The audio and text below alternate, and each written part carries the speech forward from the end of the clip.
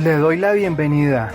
Hoy es lunes 16 de octubre de la semana 28 del tiempo ordinario.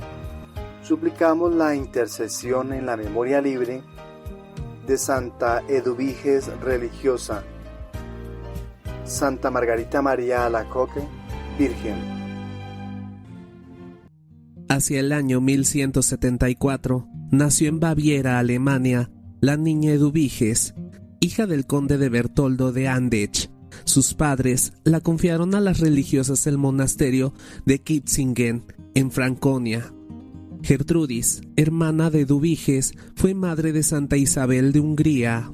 A los 12 años se casó con el duque Enrique de Silesia, de 18 años, quien heredó el ducado de su padre. Tuvieron 7 hijos. Los hijos de Enrique y Eduviges le hicieron sufrir mucho. En 1212, el duque repartió sus posesiones entre Enrique y Conrado, sus hijos varones, pero ninguno de los dos quedó contento con su parte. A pesar de que Santa Eduviges hizo cuanto pudo por reconciliarlos, los dos hermanos y sus partidarios trabaron batalla, y Enrique derrotó a su hermano Conrado. Esa pena ayudó a Santa Eduviges a deplorar la vanidad de las cosas del mundo y a despegarse más y más de ellas. De los 7 hijos, solo Gertrudis sobrevivió a sus padres y fue abadesa de Trebnitz. A partir de 1209, la santa fijó su principal residencia en el monasterio de Trebnitz, a donde solía retirarse con frecuencia.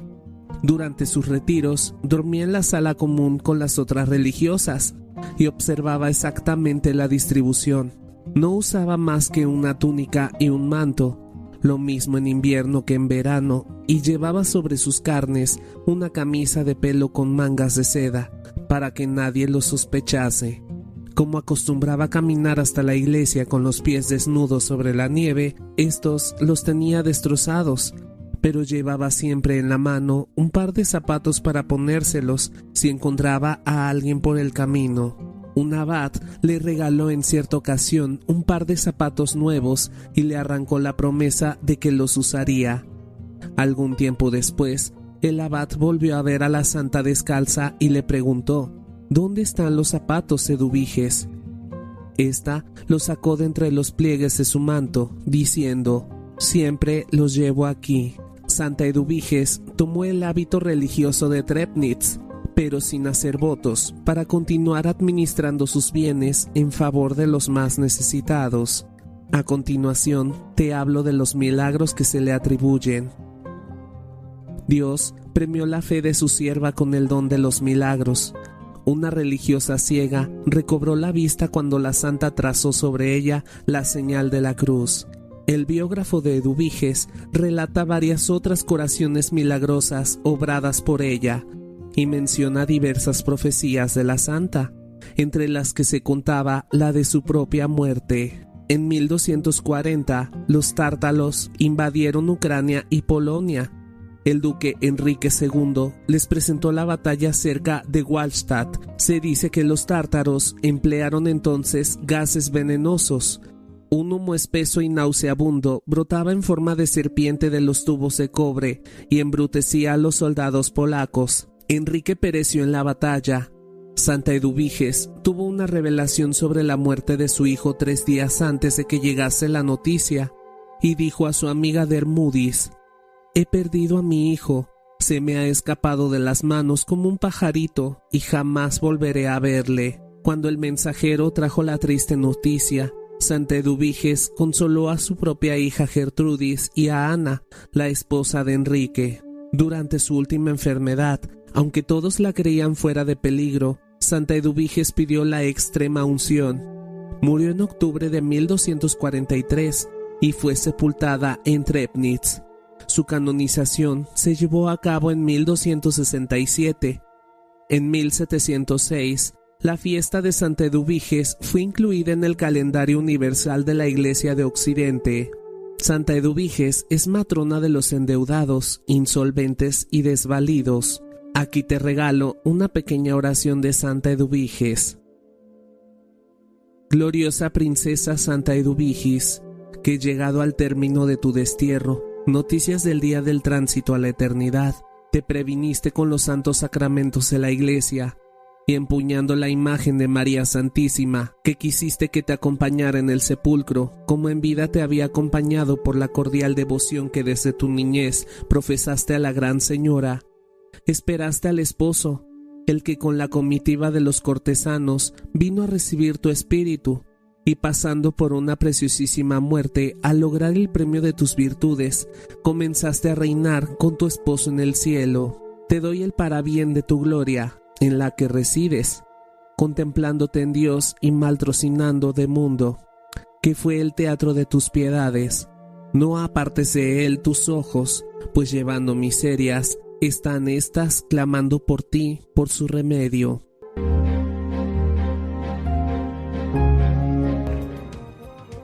Dispongamos el oído y el corazón para escuchar el Evangelio de este lunes. Del Santo Evangelio según San Lucas, capítulo 11, versículos desde el 29 hasta el 32. En aquel tiempo la gente se apiñaba alrededor de Jesús y él se puso a decirles: esta generación es una generación perversa. Pide un signo, pero no se le dará más signo que el signo de Jonás.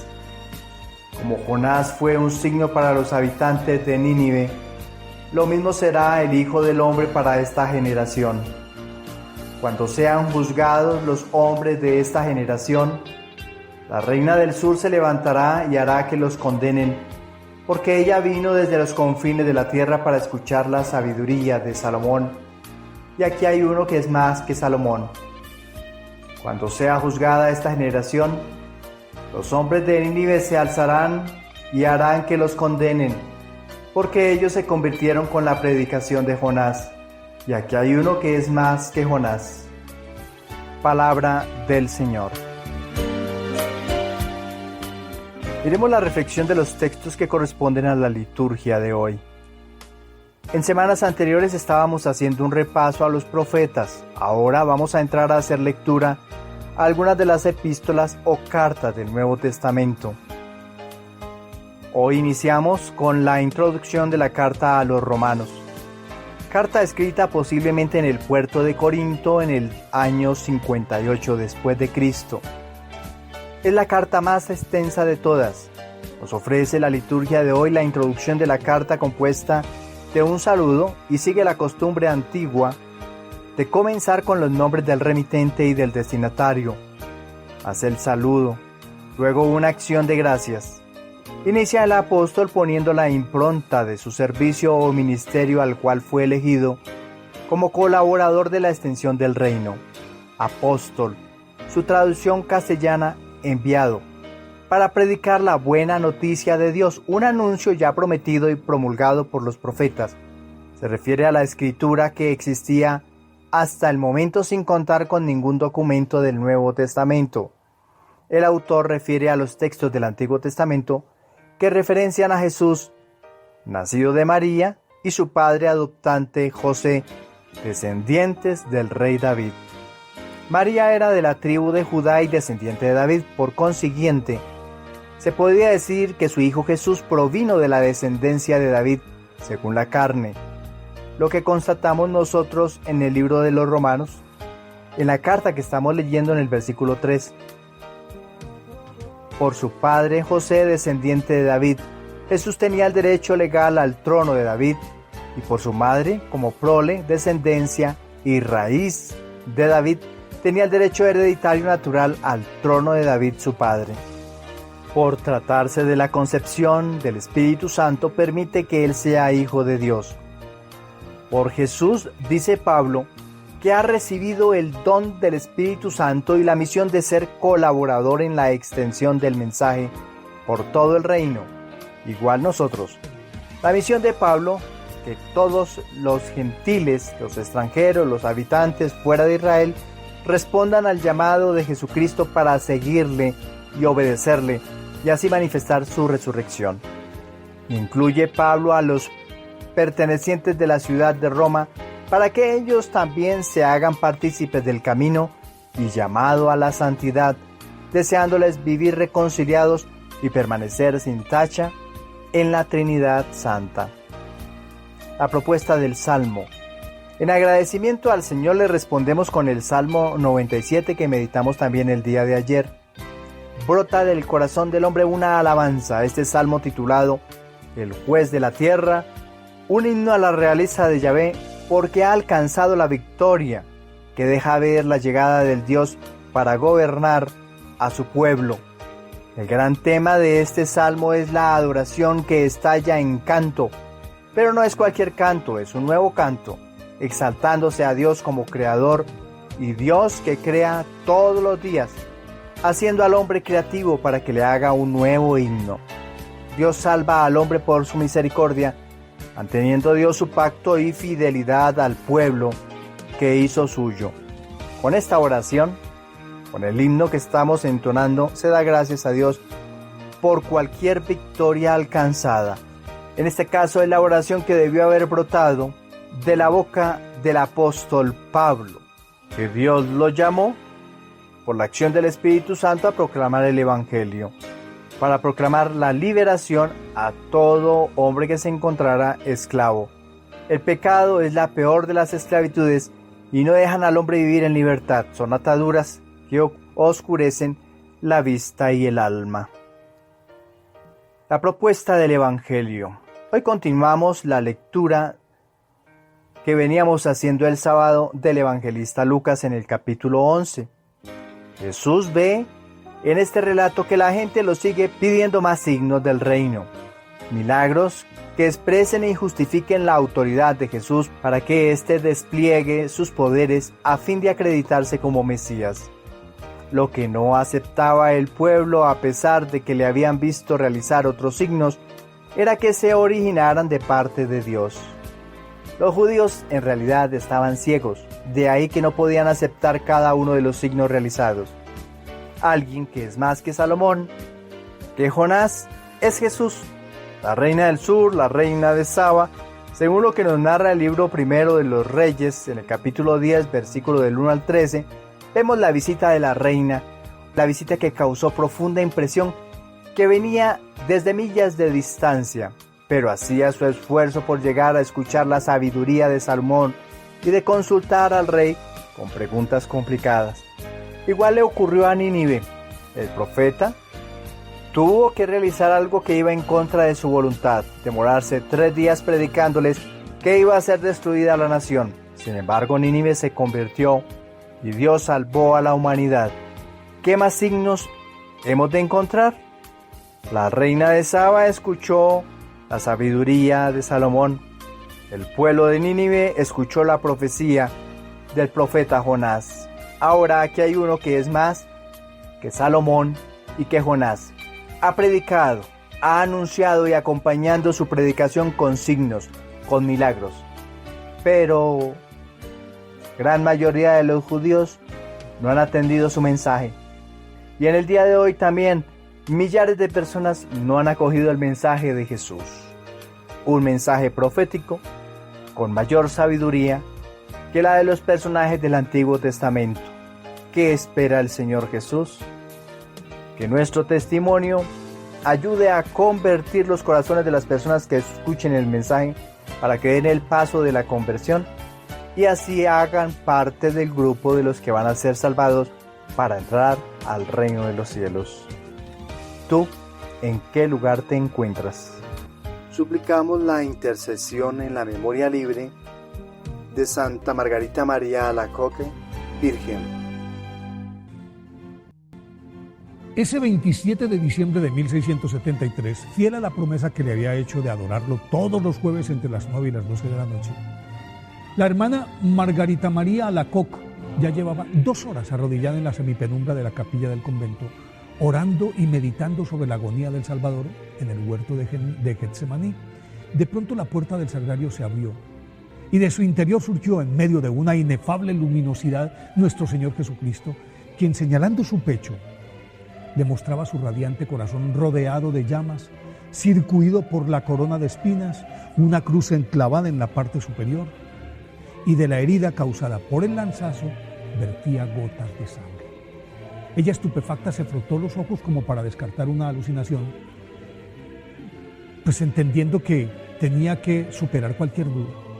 El Señor le dijo: he aquí el corazón que tanto ha amado a la humanidad y en cambio recibe ingratitud y olvido. Tú debes procurar desagraviarlo. Y le explicó que la mejor manera de hacerlo era fomentando la devoción del Sagrado Corazón de Jesús e instituyendo una fiesta en su honor para celebrarla el viernes siguiente a la de Corpus Christi. Al replicarle ella que siendo tan pequeña e indigna, ¿cómo podría hacerlo? Entonces él la miró con ternura y de su corazón surgió un rayo que fue a clavarse en el de la hermana Margarita María Alacoque y la tranquilizó diciéndole que con esa llama, símbolo de su amor, lo conseguiría. Y a continuación se desvaneció. Margarita María Alacoque, nacida el 22 de julio de 1647 en Borgoña, Francia, a los 4 años, sin que nadie se lo recomendara, hizo votos de castidad perpetua. Y tras la muerte de su padre, cuando ella contaba 8 años, la internaron en la escuela de las Clarisas Pobres de Chahol, en donde reforzó su vocación religiosa. Desafortunadamente, 2 años después, tuvo que regresar a su casa debido a una enfermedad que la paralizó y la ató a la cama hasta los 15 años. Pero luego de prometerle a la Santísima Virgen que si le devolvía la salud, le entregaría su vida, se recuperó milagrosamente. A pesar de que en varias oportunidades trataron de convencerla para que se casara, y estuvo tentada a hacerlo, por la precaria situación económica de su familia, su determinación fue más fuerte y el 20 de junio de 1671 ingresó al convento de la Visitación de Paray-le-Moniat y a su nombre le agregó el de María en homenaje a la Santísima Virgen. La hermana ya Margarita María Alacoque era la más obediente y dispuesta de las monjas para aceptar todos los trabajos que le encargaran, por humildes o rudos que fueran, pero su arrobamiento la arrebataba y no podía dejar de orar constantemente, por lo cual se distraía, y ello le mereció reprimendas y castigos constantes de sus superioras, que consideraban su desbordamiento místico como una ilusión o patraña para llamar la atención, o en última instancia era un engaño del demonio, y por eso en muchas oportunidades sus compañeras la asperjaban con agua bendita e iban tras ella rociándola y todo el piso por donde ella iba pasando para alejar al maligno. No obstante, su piedad era incuestionable. Los coloquios con Jesús se convirtieron en algo cotidiano y desde aquella noche en la que el Señor le mostró su corazón coronado de espinas, la propagación de su devoción se convirtió en su misión principal. Aunque en principio se opusieron, con el respaldo del padre Claudio Colombier, nuevo director espiritual del monasterio, a quien en una visión el Señor le mostró que la devoción sí era obra suya. Aceptaron ponerla en práctica y pronto se popularizó en todos los conventos de la Visitación. Sin embargo, fuera de esos claustros, la devoción del Sagrado Corazón de Jesús encontró resistencia, pero Santa Margarita María Alacoque continuó luchando tenazmente y sin conseguirlo, murió el 16 de octubre de 1690 a los 43 años y fue canonizada en 1920 por el Papa Benedicto XV. Para entonces, ya la advocación del Sagrado Corazón se había expandido por todo el mundo luego de que en 1856 el Papa Pío IX la convirtiera en fiesta universal de la Iglesia. Por eso hoy, día de su festividad, nos apropiamos de la promesa que el Señor le hizo a Santa Margarita María Alacoque, según la cual el Sagrado Corazón de Jesús bendecirá y protegerá a todos los hogares en donde sea expuesto y alabado.